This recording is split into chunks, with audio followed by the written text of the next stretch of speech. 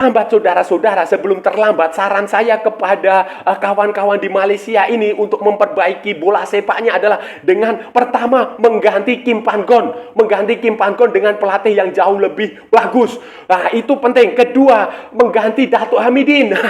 Ganti saja dengan TMJ saudara-saudara. Ganti saja dengan TMJ karena lebih bagus. Dan jangan lupa agenda ke depan itu padat. Jangan sampai Malaysia gagal di Piala AFF dan tidak layak ke Piala Asia 2027. Halo saudara-saudara, jumpa lagi dengan komentator gadungan di sini. Dengan komentator yang gadungan. Seperti biasa saudara-saudara, seperti biasa. Kalau kita sudah bertemu, pasti akan ada yang kita bicarakan, kita perbincangkan, kita cakap, kita ulas, kita analisis, kita bacotin, kita cangkeman tentang sepak bola di seputaran Asia Tenggara, di negara-negara jiran, negara-negara tetangga, negara-negara sahabat, negara-negara serumpun, Indonesia, Malaysia, Thailand, Vietnam, Laos, Myanmar, Brunei Darussalam, Kamboja, Singapura, Filipina, Timor Leste, Wakanda, Konoha, negara api, negara angin, negara air, negara dongeng, dan sekitarnya saudara-saudara. Semua akan kita bicarakan secara fair, secara jujur, secara adil, berdasarkan fakta dan bukan klaim semata, tanpa ada muatan politik, kebencian maupun provokasi, baik yang sudah lama maupun yang terkini. Bebas saudara-saudara, bebas. Yang penting sopan. Begini saudara-saudara, jadi begini, takdir sudah ditentukan. Nasibnya Malaysia sudah ditentukan bahwa pada kelayakan Piala Dunia putaran kedua, pusingan kedua, second round itu Malaysia gagal lolos ke putaran ketiga, gagal lolos ke fase terakhir. Di Asia Tenggara itu selain Malaysia, Thailand, dan Vietnam juga gagal, hanya Indonesia yang berhasil lolos. Nah, sekarang yang harus dilakukan oleh Malaysia, Harimau Malaya, dan negara-negara lainnya di Asia Tenggara ini adalah menatap masa depan. Next, what next? Apa yang akan terjadi di selanjutnya? Apa yang harus dilakukan? Nextnya itu apa? Next. What next? Itu yang jauh lebih penting saudara-saudara. Dan menurut saya saudara-saudara, itu harus dilakukan sejak saat ini karena agenda-agendanya sudah menanti di depan mata. Kalau saudara-saudara ingat, nanti bulan November itu saudara-saudara ada Piala AFF. Ada Piala AFF, piala terbaik di Asia Tenggara begitu. Suka tidak suka, mau tidak mau, Malaysia, Thailand, Vietnam, mana lagi, Filipina itu harus fokus ke situ. Kalau Indonesia nggak usah fokus ke situ karena ada di kualifikasi Piala Dunia yang jauh lebih bergengsi. Sementara negara seperti Malaysia, Thailand, Vietnam, Laos harus fokus ke situ, Mau suka tidak suka, mau tidak mau, kalian harus berusaha untuk ya setidaknya mengembalikan reputasi lah, mengembalikan gengsi, mengembalikan harga diri dengan bermain di Piala AFF. Kemudian setelah Piala AFF saudara-saudara, Piala AFF itu November. Setelah itu nanti pada Maret tahun depan itu ada kelayakan Piala Asia, kualifikasi Piala Asia 2027. Ini juga harus diperlakukan dengan serius. Bahkan jauh lebih serius dari Piala AFF saudara-saudara. Harus jauh lebih serius dari Piala AFF karena nanti hanya akan ada satu tim dari setiap grup. Ada 6 grup saudara-saudara, ada 6 grup dan masing-masing ada satu tim dari setiap grup yang akan lolos. Dan ini juga pertandingannya dipastikan tidak akan mudah saudara-saudara, dipastikan tidak akan mudah karena levelnya juga sudah naik ke level Asia dan tim-tim yang gagal di kualifikasi Piala Dunia di second round itu sudah pasti akan bertarung mati-matian di Piala Asia untuk mendapatkan 6 tiket sisa saudara-saudara. AFF nanti saudara-saudara, di Piala AFF nanti, ASEAN Championship namanya sekarang saudara-saudara, itu Malaysia ada di grup A, di grup E. Itu akan tergabung dengan tim seperti Thailand, kemudian Singapura ada di situ dan Kamboja. Sementara satu tim lagi akan menunggu pemenang playoff, saudara-saudara, pemenang playoff yang akan diselenggarakan segera. Itu saudara-saudara. Jadi itu akan menjadi lawan Malaysia, dan pertandingan pertama Malaysia itu akan menghadapi Kamboja tanggal 23 November, kemudian tanggal 26 November menghadapi pemenang dari kualifikasi, kemudian tanggal 29 November menghadapi Thailand, dan tanggal 6 Desember menghadapi Singapura. Mau tidak mau, seperti yang saya bilang, suka tidak suka, saudara-saudara, suka tidak suka harus serius di Piala AFF ini, ASEAN Championship. Itu. Kemudian saudara-saudara, setelah itu pada Maret itu Piala Asia, kualifikasi Piala Asia, Asian Cup Qualification itu lebih berat lagi, saudara-saudara. Karena begini, Malaysia ini ada di pot 2. Malaysia, Filipina, Singapura itu ada di pot 2. Sementara di pot satunya itu ada Thailand, ada Vietnam. Ada juga Syria, Tajikistan, kemudian India, Lebanon. Itu ada di pot 1. Artinya saudara-saudara, tim seperti Malaysia ini bisa saja bertemu dengan lawan yang berat dari pot 1. Bisa saudara-saudara, bisa berat, dan ini tidak akan mudah. Lebih berat lagi karena nanti akan ada 6 grup. Setiap grup itu berisi 4 tim, dan setiap grup itu hanya ada 1 tim yang lolos ke Piala Asia. Hanya ada 1 tim yang diizinkan tampil di Piala Asia 2027. Itu artinya kemungkinan besar Malaysia bisa 1 grup dengan Thailand, bisa 1 grup dengan Vietnam, bisa 1 grup dengan Syria, Lebanon, kemudian India, mana lagi Tajikistan. Dan itu pasti karena hanya ada 1 tim yang lolos, itu sudah pasti semua tim akan saling jegal, saling sikut, saling bunuh untuk bisa lolos ke pertandingan berikutnya. Dengan persiapan, dengan kondisi seperti itu, saudara-saudara, dengan kondisi seperti itu, maka persiapan itu dibutuhkan. Persiapan yang matang sejak jauh-jauh hari. Dan salah satu cara yang saya sarankan untuk dilakukan oleh Asosiasi Sepak Bola Malaysia, adalah mengganti pelatih. Saudara-saudara, pelatih Anda itu, Kim Pan-gon itu harus diganti. Saya sudah sering mengatakan ini berkali-kali. Saya sudah sering menganalisis dan menjelaskan kenapa Kim Pan-gon harus diganti. Itu saya sudah membeberkan berkali-kali. Kalau saudara-saudara nggak percaya atau saudara-saudara lupa, silahkan dilihat lagi di video-video saya sebelumnya. Di situ saya sudah banyak sekali mengatakan Kim Pan-gon ini bukan pelatih yang bagus, saudara-saudara. Level dia tidak terlalu baik lah menurut saya. Bukan pelatih yang berkualitas. Tidak punya quality sebagai pelatih, sebagai jurulatih ini dia tidak punya. Buktinya saudara-saudara, Anda perhatikan saja, pilihan pemainnya itu kan ya itu saja. Si A lagi, si B itu saja. Cara bermainnya juga begitu saja. Monoton, sangat mudah terdeteksi, sangat mudah terbaca. Dia tidak berani melakukan eksperimen. Dia tidak berani melakukan percobaan pemain-pemain muda. Dia tidak berani memanggil pemain-pemain muda usia 20 tahun, usia 23. Tidak berani, saudara-saudara. Kalau dia sudah mengandalkan pemain yang itu, ya itu lagi. Baik di pertandingan resmi maupun pertandingan persahabatan. Ini yang sangat disayangkan, saudara. Kalau di pertandingan resmi turnamen seperti Piala Asia, oke lah.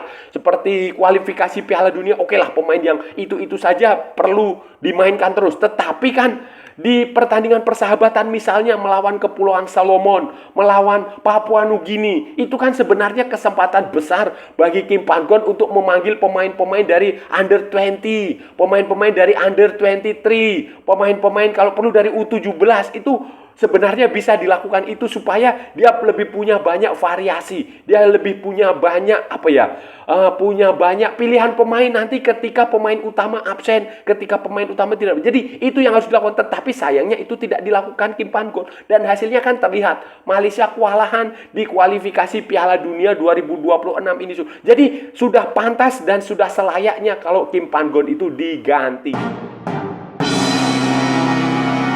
Tapi saudara-saudara, sebelum mengganti Kim Pan-gon, saudara-saudara, ada baiknya saran saya itu Asosiasi Sepak Bola Malaysia, Football Association of Malaysia itu berbenah, memperbaiki diri. Salah satunya ya mungkin saja dengan mengganti Dato' Hamidin lah, kembalikan kepada TMJ. Itu jauh lebih, menurut saya TMJ jauh lebih proper, jauh lebih bagus kalau dia menjadi presidennya FAM, Football Association Malaysia. Kenapa? Karena di negara tetangga Malaysia ini sekarang presiden asosiasi sepak bolanya itu juga berkelas, saudara-saudara, berkelas. Filipina, mereka juga baru saja mengganti presiden asosiasi sepak bolanya dengan ya cukup berpengalaman, cukup punya nama di sana, punya reputasi gila. Di Thailand, saudara-saudara, Madam Pang yang kita tahu bersamalah, itu sudah luar biasa saat menjadi manajer tim nasional Thailand di berbagai kelompok usia itu. Sekarang dia langsung menjadi presiden Football Association of Thailand. Dan itu perkembangannya cukup bagus walaupun dia tidak lolos ke putaran ketiga ini karena tragis sajalah karena sial. Tetapi Madam Pang itu levelnya bagus lah. Level dunia, jaringan dia internasionalnya bagus. Bahkan dia berhasil mendatangkan FIFA untuk menggelar kongres atau sidang tahunan di Bangkok. Itu kan luar biasa. Kemudian jangan lupa Indonesia punya Erick Thohir. Nah, yang sudah punya reputasi kelas dunia.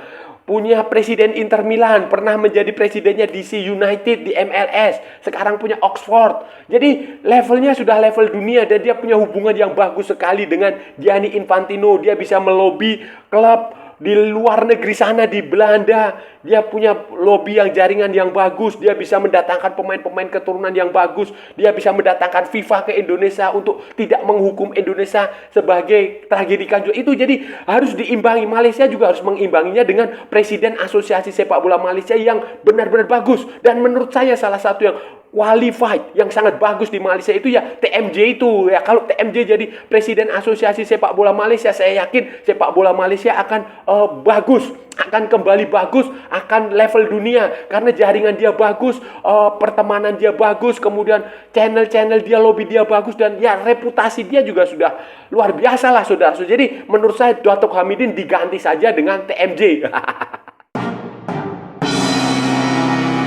Kenapa saya menyarankan dua hal tersebut, saudara-saudara? Kenapa saya menyarankan dua hal tersebut? Karena saya melihat tim nasional Malaysia, ya ini kita bicara tim nasional Malaysia ini tidak diurus, tidak dikelola dengan bagus. Manajerialnya tidak terlalu baik, tidak terlalu bagus. Ini kebalikan dengan Indonesia, saudara-saudara. Indonesia sekarang manajemen tim nasionalnya bagus, sementara liganya kita tahu sendiri. Tetapi Malaysia ini sebaliknya liganya itu cukup tertata dengan bagus, cukup mendapatkan pengurusan yang bagus, cukup manajerialnya bagus, manajemennya bagus, tetapi tim nasionalnya tidak bagus. Kenapa? Karena di level liga itu kan kita tahu di situ ada Johor Darul Taksim yang dikelola dengan sangat profesional, sangat bagus oleh TMJ, oleh Putra Mahkota di Kesultanan Johor itu. Itu bagus. Kemudian di Malaysian League-nya, Malaysian Football League-nya itu juga dikelola dengan bagus, dengan profesional,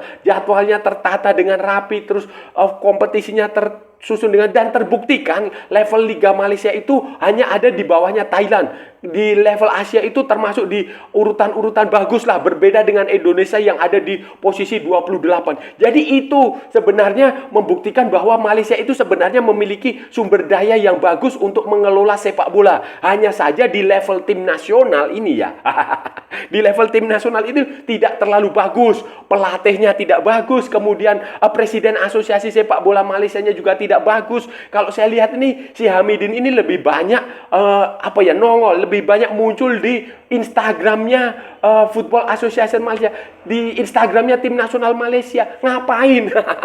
Buat apa gitu loh? Ya, buat apa kalau dia nongol di situ, muncul di situ? Kan seharusnya Instagramnya tim nasional Malaysia ya buat pemain, buat pelatih, buat supporter. Tetapi ini Hamidin ini selalu ada. Jadi menurut saya sudahlah, ganti saja dua orang ini dan itu akan bagus untuk sepak bola Malaysia. Gantian itu juga perlu dilakukan, saudara-saudara, karena saya melihat Malaysia ini membutuhkan juga pemain-pemain warisan, pemain-pemain keturunan, pemain-pemain yang keturunan Malaysia tetapi yang ada di Eropa, ada yang di Amerika, dan itu tampaknya tidak dilakukan dengan baik. Pencariannya itu, saudara-saudara, tidak dilakukan dengan baik oleh Kim Pan-gon maupun oleh Datuk Hamidin. Itu berbeda sekali dengan kasusnya di Thailand, di Filipina, di Indonesia, yang pelatih tim nasional maupun asosiasi sepak bolanya itu sangat rajin mencari pemain di seluruh dunia untuk mencari talent itu, untuk mencari talent-talent pemain-pemain keturunan, pemain-pemain berdarah itu yang dari luar sana, dari Eropa. Itu penting, perlu dibutuhkan di Malaysia.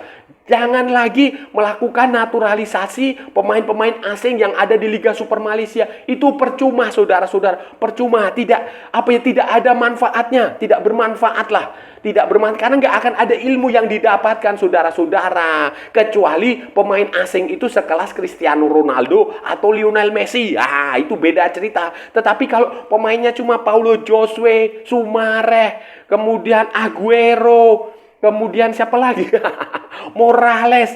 Ya buat apa, saudara-saudara? Buat apa? Lebih baik Anda bersusah-susah mencari pemain keturunan Malaysia di luar negeri. Di Inggris itu saya rasa banyak sekali lah. Banyak sekali. Mungkin saja ada yang tidak mau. Kenapa dia tidak mau? Karena itu lobbynya kurang. Jadi itu butuh untuk membujuk, untuk melakukan hal seperti itu butuh lobby dari Asosiasi Sepak Bola Malaysia. Jadi harus punya presiden, harus punya pemimpinnya yang bagus, yang bisa melakukan itu. Itu tugasnya itu. Jadi pelatih tim nasional memantau, kemudian menyerahkan kepada asosiasi sepak bolanya. Kemudian asosiasi sepak bolanya itulah yang melakukan lobby, membujuklah, memberikan apa macam-macam. Kalau perlu kasih duit atau apa, itu yang terjadi. Dan selama ini saya tidak melihat itu dilakukan oleh Malaysia. Mereka mau mudahnya sajalah menaturalisasi pemain asing yang ada di Liga Super. Itu kan tidak ada manfaatnya, saudara-saudara.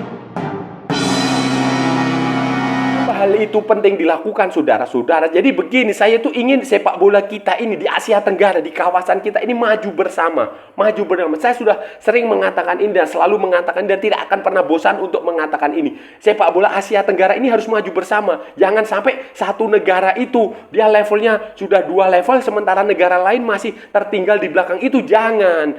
Kalaupun perbedaan level ya setengah level. Jadi kalau semakin banyak negara Asia Tenggara itu yang tampil bagus di level Asia, bisa tampil di kualifikasi putaran ketiga misalnya, atau ikut Piala Asia seperti kemarin Piala Asia terbaru ada 4 tim Asia Tenggara tampil, itu bagus, saudara-saudara, bagus, mendominasi, itu bagus sekali. Dan itu keinginan saya seperti itu. Jadi level sepak bola Asia Tenggara itu harus maju sama seperti halnya Asia Timur, Asia Barat, Asia Tengah. Jadi jangan sebagai sesama warga ASEAN sebagai sesama warga Asia Tenggara itu saling ejek, saling menghina, saling melecehkan, saling merendahkan, saling bunuh, saling sikut, itu jangan. Justru sebagai tetangga yang baik itu kita harus saling mendukung, support. Kalau Malaysia lebih sukses kita harus senang, kalau Thailand lebih sukses kita harus senang, Vietnam lebih sukses kita senang. Begitu pula sebaliknya, Indonesia sukses, orang Malaysia, orang Thailand, orang Vietnam, orang Filipina harus juga senang. Jadi itu hakikat sepak bola itu seperti itu, sportivitas, fair play, maju bersama. Jadi jangan sampai Asia Tenggara ini hanya dijadikan pasar saja.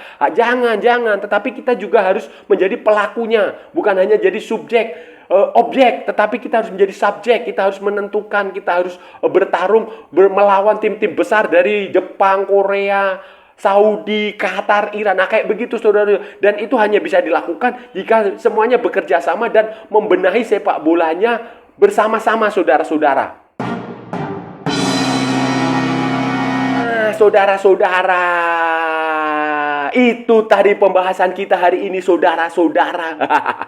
Kita sudah bicara panjang lebar, dari A sampai Z, dari barat sampai ke timur, dari utara sampai ke selatan, dari New York sampai ke San Francisco, dari London sampai Istanbul. Semua sudah kita bicarakan, semua sudah kita kupas tuntas tentang next, what next. Apa yang harus dilakukan tim nasional Malaysia selanjutnya? What's next? Apa yang harus dikerjakan oleh Harimau Malaya selanjutnya? Saudara-saudara, karena 2 agenda besar itu sudah menanti Malaysia. Ada Piala AFF 2024 dan kualifikasi Piala Asia 2027, kelayakan Piala Asia 2027.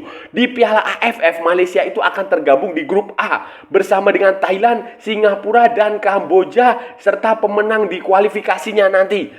Itu Malaysia, dan pertandingannya akan dimulai tanggal 23 November. Sementara di kelayakan Piala Asia, saudara-saudara, akan dimulai kalau nggak salah itu Maret tahun depan. Itu Malaysia ada di pot 2. di pot 2, artinya dia kemungkinan akan berhadapan dengan lawan yang berat. Padahal saudara-saudara, di kelayakan Piala Asia ini hanya ada satu tim setiap grup yang akan lolos, akan layak ke Piala Asia, saudara-saudara. Jadi ya mumpung belum terlambat, sebelum terlambat tolonglah itu diganti. Kim Pan-gon diganti karena miskin taktik, miskin strategi, tidak berani melakukan eksperimen. Dan tentu saja Datuk Hamidin itu kalau perlu juga diganti, saudara-saudara. Karena menurut saya tidak terlalu proper, tidak terlalu bagus, tidak bagus lah. Tidak bagus memimpin Asosiasi Sepak Bola Malaysia, Football Asosiasi. Jadi sebelum terlambat, saudara-saudara, sebelum terlambat, lakukan perombakan, pergantian supaya nanti target di Piala AFF itu bisa tercapai. Dan Malaysia juga bisa naik level, ikut Piala Asia lagi seperti tahun 2023 kemarin. Nah, tahun yang beberapa bulan yang lalu, saudara-saudara. Dan saya rasa sudah cukup ya pembahasan kita hari ini, saudara-saudara. Kalau ada salah-salah ya mohon maaf. Namanya juga gadungan, saudara-saudara. Wajar kalau gadungan itu salah. Tetapi kalau benar, saudara-saudara, berarti sebuah kebenaran. Kalau saudara-saudara merasa channel ini bermanfaat, berguna, menghibur, menginspirasi, silahkan like, share, and subscribe, saudara-saudara. Tetapi kalau tidak, saudara-saudara, abaikan saja, skip, jangan nyampah. Tetapi jangan juga di-report. Kasihan saya, saudara-saudara. Ikuti juga akun media sosial Komentator Gadungan, ada di Instagram, ada di Facebook, dan ada di TikTok, tetapi yang bukan TikTok Shop, saudara-saudara. Oke, sampai bertemu lagi di edisi-edisi berikutnya dengan tema-tema yang jauh lebih tidak bermanfaat, dengan tema-tema yang jauh lebih tidak berguna, dengan tema-tema yang jauh lebih membagongkan. Salam olahraga dan merdeka.